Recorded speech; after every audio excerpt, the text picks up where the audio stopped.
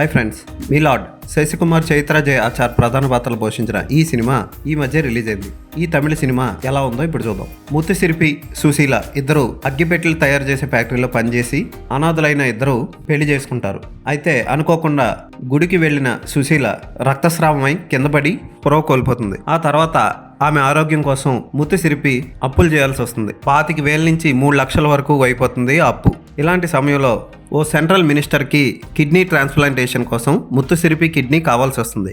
ముత్తుసిరిపి kidney కోసం central minister Sujatha మనుషులు ఏం చేశారు, వాళ్ళ కుట్ర తెలుసుకున్న ముత్తుసిరిపి ఏం చేశాడు, చివరికి సెంట్రల్ మినిస్టర్ బతికిందా లేదా అన్నది సినిమా చూసి తెలుసుకోవాలి. మనిషిలో మానవత్వం ఎంత ఉంటుందో జాలి కూడా అంతే ఉంటుంది అని నిరూపించే సినిమా ఇది.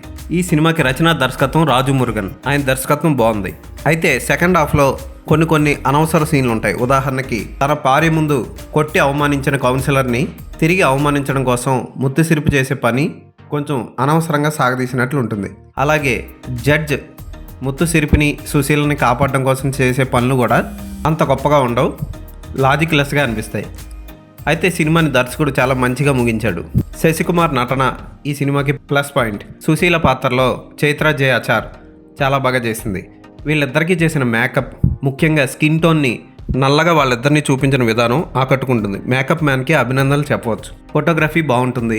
కలర్ కరెక్షన్ పల్లెటూరు వాతావరణాన్ని ప్రతిబింబిస్తుంది. అమాయకులైన పేద ప్రజల్ని, పల్లెటూరు ప్రజల్ని మోసం చేసి వాళ్ళకి తెలియకుండానే వాళ్ళ దగ్గర డబ్బు కొట్టేస్తూ పైగా వాళ్ళ దగ్గర కిడ్నీలు దోచేస్తున్న భయంకరమైన హాస్పిటల్ యొక్క నిజస్వరూపాన్ని సినిమాలో చూస్తారు. క్రికెట్ పిచ్ ఉన్న వడ్డీ వ్యాపారి పాత్రలో నటించిన వ్యక్తి కూడా బాగా చేశాడు. ముఖ్యంగా క్రికెట్ ఆడుతూ ఉన్నప్పుడు హీరో వెళ్ళినప్పుడు అతను కొట్టే సన్నివేశంలో అతని యాక్టింగ్, డైలాగ్ డెలివరీ చాలా బాగున్నాయి. పర్వాలేదు అనిపించే ఈ సినిమాని ఖచ్చితంగా ఒకసారి కుటుంబం అంతా కలిసి చూడొచ్చు. ఎక్కడ అసభ్యకర సన్నివేశాలు లేవు.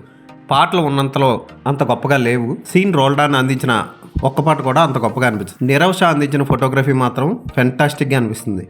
ఈయన రోబో సినిమాకి పనిచేశారు. ఏదైనా సరే ఒక మంచి సినిమా ఇది. అలాగని ఇది వావ్ సూపర్, ఇలాంటి సినిమా ఎక్కడా నేను చూడలేదు అన్నట్టు అయితే ఉండదు.